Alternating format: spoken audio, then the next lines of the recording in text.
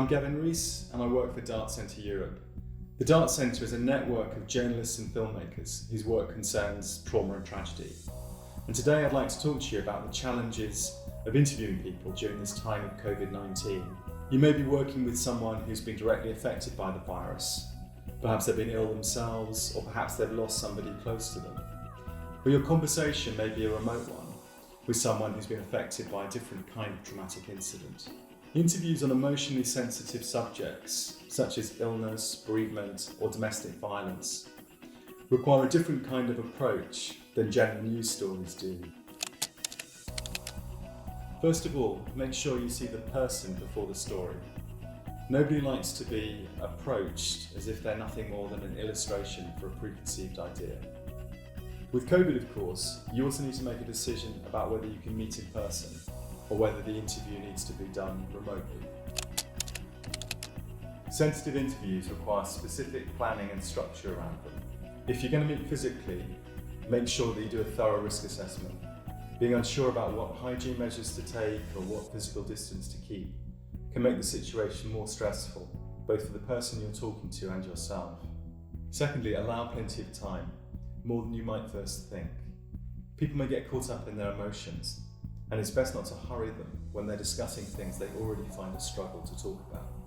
If your interview touches upon domestic abuse or sexual assault, doing some extra research on these topics beforehand is a good idea. These interviews often demand more precise knowledge.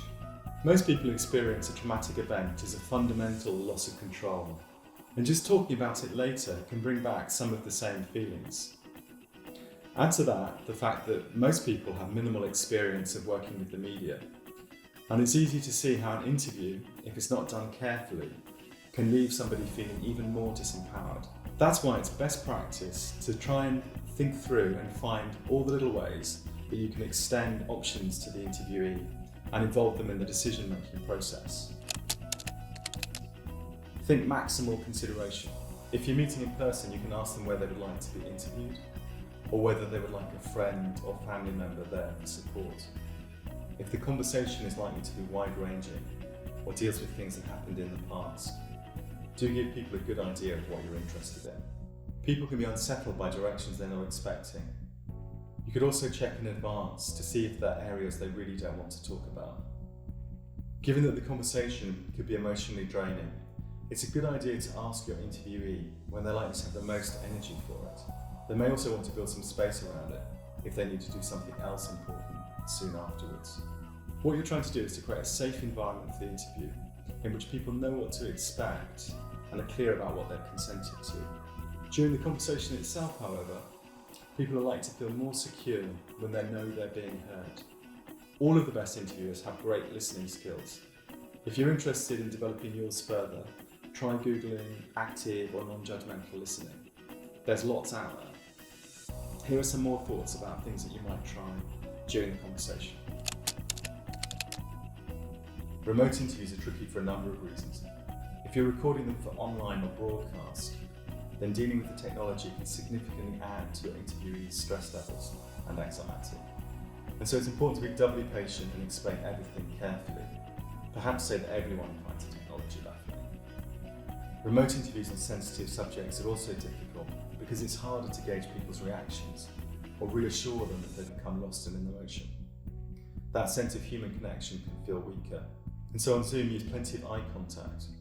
Asking someone to describe their environment, what the room is like, or the weather out of the window can help close that feeling of distance.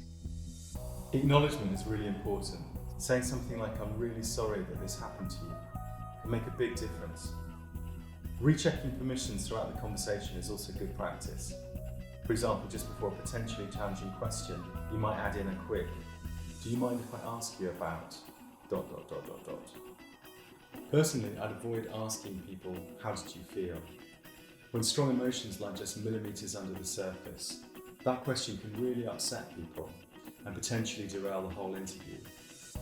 You might ask instead perhaps something along the lines of, "What impact has this had on you and your family?" Be careful too about bringing your own emotional situation into the interview.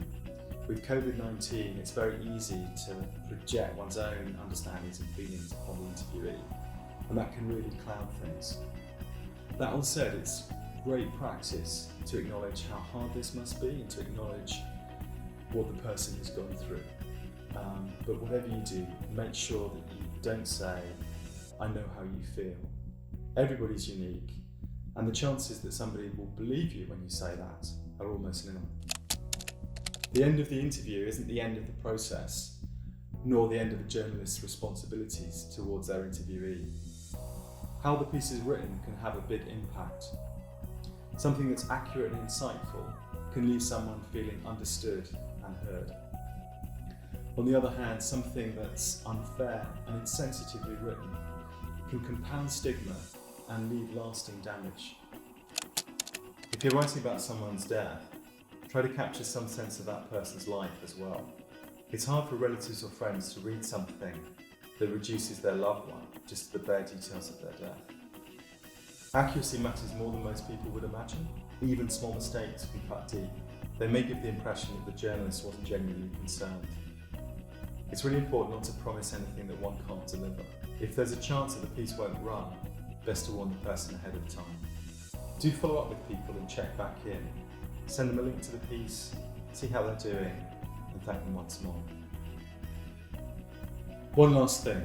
Self-care is vital for anyone who's doing trauma-related work. It's hard to be an effective and sensitive interviewer if one is feeling overwhelmed by the subject matter.